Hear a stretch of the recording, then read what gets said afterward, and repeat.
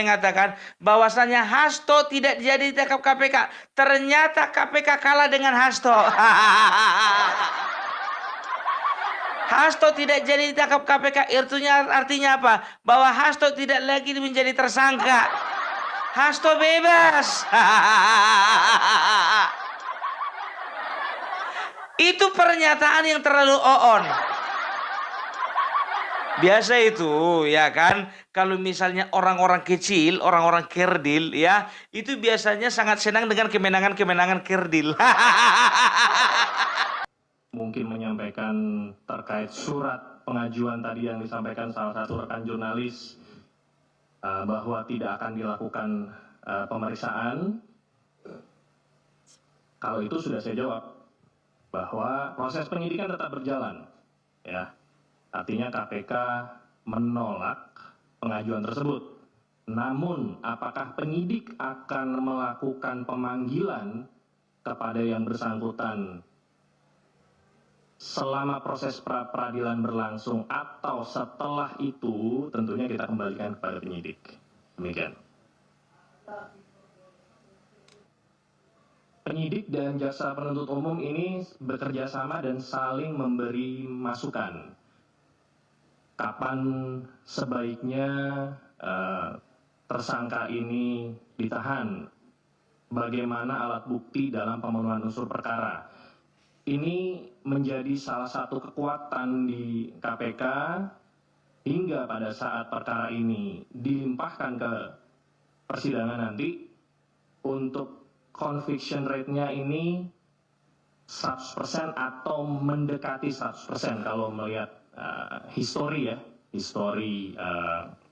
putusan pengadilan untuk perkara yang diajukan oleh KPK sampai. Itu kemenangan kerdil itu gue bilang. Dan juga menurutku itu bukan kemenangan itu. Cuman ditarik ulur aja sedikit. Coba bayangkan kalian ya, banyak kali media sosial yang menyoroti ya, ketika Hasto memasuki ruang KPK ya, mendatangi gedung KPK, dia dengan semangat, dengan senyum sumringah kan begitu. Begitu keluar dari kantor KPK setelah pemeriksaan, diam 1000 bahasa. Ketika wartawan tanya sama Tessa Mahardika, juru bicara KPK, itu kenapa Pak Hasto setelah pemeriksaan diam saja? Coba aja tanya dia, mana tahu dia kurang enak badan. Makanya ikuti berita. Ya, ikuti berita. Makanya ya, jangan percaya kalian dengan berita-berita atau pernyataan-pernyataan dini, pernyataan kerdil yang mengatakan bahwasanya Hasto sudah aman. Udah dibilang dia setelah pemeriksaan dia bungkam 1000 bahasa. Padahal katanya di bawah ada 1000 pengacara. Perlu diketahui oleh rekan-rekan, oleh publik bahwa ada 1000 pengacara yang mendampingi Mas Hasto dari berbagai organisasi advokat dan juga dari Badan Bantuan Hukum Advokasi dan Rakyat PDI Perjuangan se-Indonesia. Coba bayangkan kalian, katanya dia 1000 pengacara dia bawa, ya kan? Coba mereka katanya naik bus, hitung kalian, satu bus itu isinya paling banyak itu pun udah bangku 22 ya, itu rata-rata itu banyaknya itu cuma sekitar 42 bangku. Hitung kalian lah, 1000 dibagi 42, katakanlah ada yang pakai bangku tempel, kita katakanlah 50 satu bus. Ada pengacara pakai bangku tempel di depan, di tengah, di belakang. Ada juga pengacaranya itu duduk di tempat tidur supir 2 biasanya di belakang. Katakanlah 50, ada 2 di toilet, kan begitu. Ya, 1000 dibagi 50. 1000 dibagi 50 ya, itu dapatnya 20. 20 kali 50 genap ada 1000. Kalian hitung kemarin ada 20 bus. Dan sudah kalian pastikan isinya pengacara semua. Alright. Katakanlah memang betul pengacara semua. Apakah betul itu pengacara tidak dibayar? Alright, katakanlah mereka adalah partai terbesar dan mereka akan mampu membayar semua pengacara. Berapa biayanya? Dan siapa yang bayar? Oh, nggak perlu bayar, Pung. Itu semua caleg itu kemarin itu. Mungkin saja dikumpul dari seluruh Indonesia. Ya kan? Ya nggak masalah sih, nggak masalah. Itu hak dia. Tapi tahu nggak kalian ya, pengacaranya sendiri ya itu mengatakan ya bahwasanya ya Hasto itu ya bersama dengan timnya akan mengajukan pra peradilan. Nah, masalahnya kenapa Hasto begitu keluar kantor KPK ya diam seribu bahasa. Ternyata Hasto dan tim kuasa hukumnya kan mereka akan mengajukan gugatan pra peradilan. Mereka mengajukan juga permohonan kepada KPK untuk melakukan penundaan pemeriksaan selama gugatan pra peradilan. Dan ternyata permohonan itu ditolak. Silakan Anda mengajukan pra peradilan, tapi pemeriksaan penyidikan tetap berlangsung. Alah Pung, gak usah banyak kali cerita Pung. Bilang aja KPK itu takut. Kalau kalian periksa berita, ya pernyataan-pernyataan dari juru bicara KPK mengatakan bahwasanya KPK saat ini sedang melengkapi masalah penahanan Hasto, ya itu tergantung dari penyidik dan juga penuntut umum kapan waktu yang paling tepat. Jadi bagi mereka itu tetap ada prinsip indah pada waktunya. Tenang kalian, tenang, calm down. Gitu ya. Jadi jangan kalian itu terlalu euforia ya, sehingga kalian mengatakan bahwasanya oh Hasto pasti bebas. Wah, sekjen seperti Hasto tidak akan pernah menjadi tahanan KPK. Oh. Udah aku bilang sama kalian, jangankan Hasto, ketua umumnya pun juga kalau sempat terbukti bisa juga masuk tahanan. Oh, nggak menghargai kau pun itu presiden itu. Ya sekarang tergantung. Kan begitu, tergantung bukti di lapangan dan juga fakta-faktanya. Hah? Itu dia. Ya silakan, KPK mengatakan silakan, ya kan, kalau kalian melakukan gugatan pra peradilan silakan. Tapi yang namanya pemeriksaan tidak akan ditunda. Kan begitu. Ya, bisa dikatakan begini ya. Dengan sangat meyakinkan KPK ya tidak menahan Hasto kemarin itu karena apa? Bisa dipastikan Hasto ini nggak bakalan lari. Mau lari kemana? Di Amerika. Kebakaran di sana. Bukan itu sih masalahnya, terlanjur dicekal. Sudah tidak bisa lagi kemana-mana. Dia itu cuman bisa joget-joget kemarin ya, waktu acara hari ulang tahunnya itu joget-joget begini-gini dia. Itu cuman di dalam negeri, nggak bisa lagi di luar negeri gini-gini dia. Ya, itu dia. Jadi jangan. Kadang-kadang kita itu ketika membaca berita, mendengarkan informasi, ya itu tidak utuh, separuh-separuh, ya. Ingat ini ku bilang sama kalian. Buzzer-buzzernya PDIP, buzzer-buzzernya Hasto, buzzer-buzzer mereka, itu akan menyerukan bagaimana KPK lemah, tidak berani melawan Hasto. KPK cenderung lemah, tidak mau tidak mampu untuk menahan Hasto ya. KPK di sini posisinya sangat lemah ya, tidak berani dengan PDIP, takut dengan gertakan Megawati ya. Itu akan mereka dengung-dengungkan, mereka akan gaung-gaungkan itu ya kan, tapi itu percuma. Banyak yang masuk ke videonya Opung Parabella komentar seperti itu. Ku bilang sama kalian 1000 alasan, 1000 alibi mau kalian sampaikan sama Opung Parabella, nggak akan pengaruh sama aku. Kalian kira aku malu? Sama kayak kemarin itu, Hasto ya akan ditetapkan jadi tersangka. Aku bilang Hasto pasti ditetapkan jadi tersangka. Banyaklah pendukung-pendukungnya yang mengatakan, banyak kali ceritamu, nggak akan mungkin berani Hasto, nggak akan mungkin berani KPK menetapkan Hasto jadi tersangka. Rupanya terbukti. Ada pula kemarin itu video, ya kan, lagi joget-joget dia, lagi lari-lari dia, dikatakan, Hasto ternyata batal menjadi tersangka. Dari mana ilmunya? Seseorang kalau sudah ditetapkan jadi tersangka, ya, dia itu akan bebas kalau memang dia itu melalui proses persidangan. Nah, ini kasusnya belum dilimpahkan ke persidangan. Kayak mana dia status tersangkanya lepas? Dan ingat ya, proses pra-peradilan itu bukan proses di mana predikat tersangka seseorang itu bisa lepas.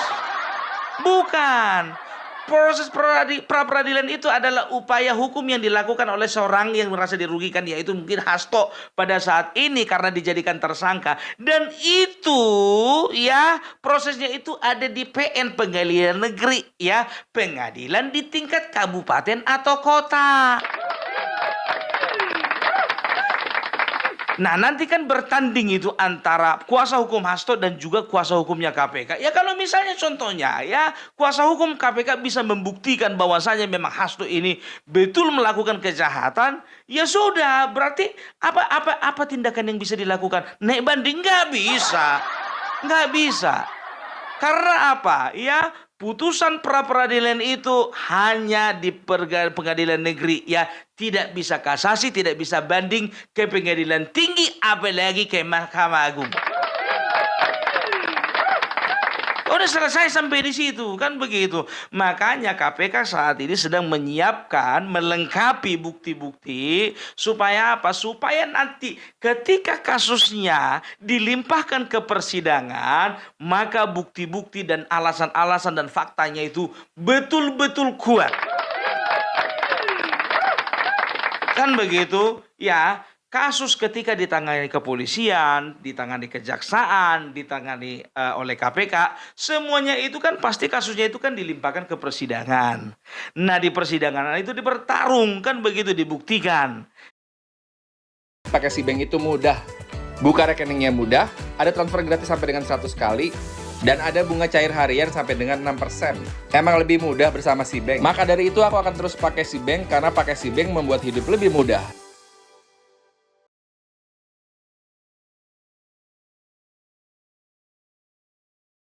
Ya, memang betul-betul melakukan kesalahan atau tidak, kan begitu. Jadi jangan kalian mengatakan bahwasanya proses pra-peradilan itu adalah penentu bahwasanya Hasto bakalan menang. Orang ini kan begitu, kemarin begitu, ya kan, Prabowo Gibran, ya, kita akan gugat ke MK. Dengan bukti-bukti ya masif, terstruktur, dan juga satu lagi, sistematif. Kita sudah mengumpulkan bukti-bukti dan saksi-saksi, beribu-ribu bukti, beribu-ribu saksi. Begitunya, ya begitu mereka melakukan gugatan, ternyata lemah. Jadi ketika belum ada sidang waktu itu, menggemala ini semuanya bahwasanya kita pasti menang. Prabowo Gibran pasti didiskualifikasi. Ini mereka gaungkan ini sampai akhirnya gigit jari. Begitu juga pilkada kemarin.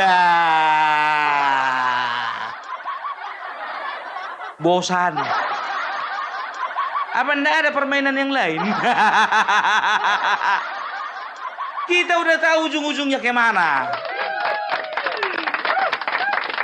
Ya, dan juga dia Napi Tupulu kemarin itu kan, ada hadir di dalam satu talk show, ya. Dia mengatakan bahwasanya ada komunikasi antara kita PDIP dengan Prabowo. Dan Megawati juga mengatakan, katanya, saya komunikasi dengan Pak Prabowo, coba gimana kalau anak buahmu digitukan.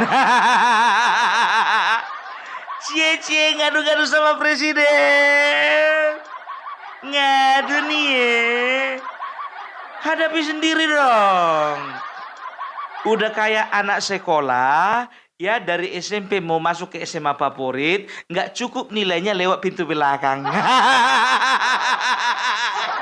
Kayak gitulah seorang mama membawa anaknya itu mau masuk dari pintu belakang. Halo. Nggak bilang apa ya, dari kecil sampai udah tua, kelai pun juga harus ikut-ikutan mamanya. Aduh, tapi ya iki tok.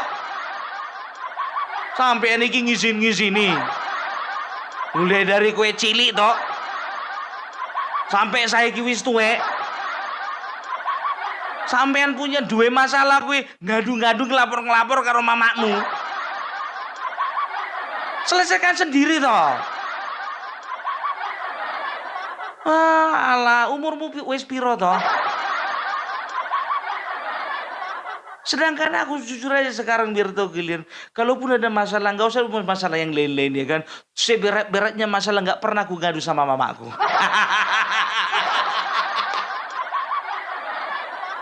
Ternyata lebih. Tapi sekarang begini kata, itu kan menurut mereka, ya kan? Ya ini gambaran, mana tahu. Belum tentu benar. Ku disclaimer dulu, belum tentu benar. Kalaupun juga benar kan memalukan. Dan aku juga yakin Bapak Prabowo juga tidak serendah dan juga tidak selemah itu.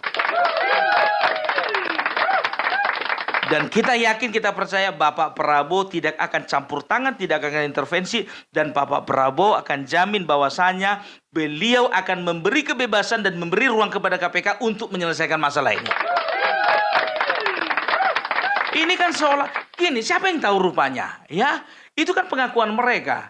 Ya, dan tidak ada fakta dan juga bukti yang menyatakan bahwasannya PDIP sudah melakukan komunikasi dengan Bapak Prabowo. Itu kan omongannya Megawati, apa bisa dibuktikan omongan seperti itu? Coba tunjukkan rekamannya, kan begitu. Jadi aku takutnya seolah-olah mereka ini ya ingin menggambarkan bahwasanya Bapak Prabowo dan pemerintah kita itu juga kompromi dengan hal-hal seperti ini.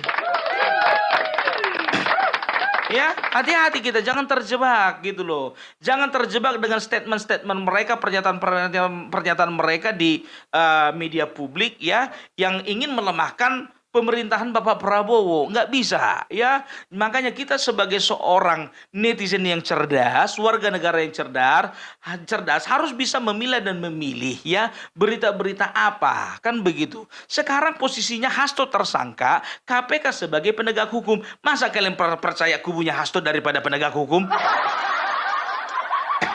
Biarkan mereka yang percaya, kita jangan. Kan begitu. Kalau pada akhirnya pun Hasto terbukti tidak melakukan kesalahan, ya sudah, itu proses hukum. Kita kembalikan dan kita percayakan semuanya kepada para penegak hukum ya. Jadi gitu dia ya. Jangan pernah kita terjebak dengan kata-kata bahwasanya Hasto bebas, oke? Dan jangan pernah kita mengatakan bahwasanya ya terjebak dengan statement-statement yang melemahkan KPK ya. Itu adalah kerjaan orang sana itu. Ya, kita dukung terus KPK ya, karena KPK yang sekarang banyak pengamat mengatakan KPK yang sekarang itu berbeda dengan KPK yang dulu. Karena apa? KPK yang dulu itu orang-orang mereka. Betul. Ya, itu sudah diakui banyak ex-penyidik. Bahkan ex-penyidik di bawahnya Firly Bahuri pun mengatakan bahwasanya Firly Bahuri itu mengepalai KPK itu sangat kental dengan nuansa politiknya, bukan seperti Setia Budianto sekarang. Gitu, oke, sip ya. Jadi jangan pernah kita mau dibodoh-bodohi ya. Kalau orang sana dibodoh-bodohi, kita jangan. Oke. Salam Parbelak, salam NKRI, NKRI harga mati.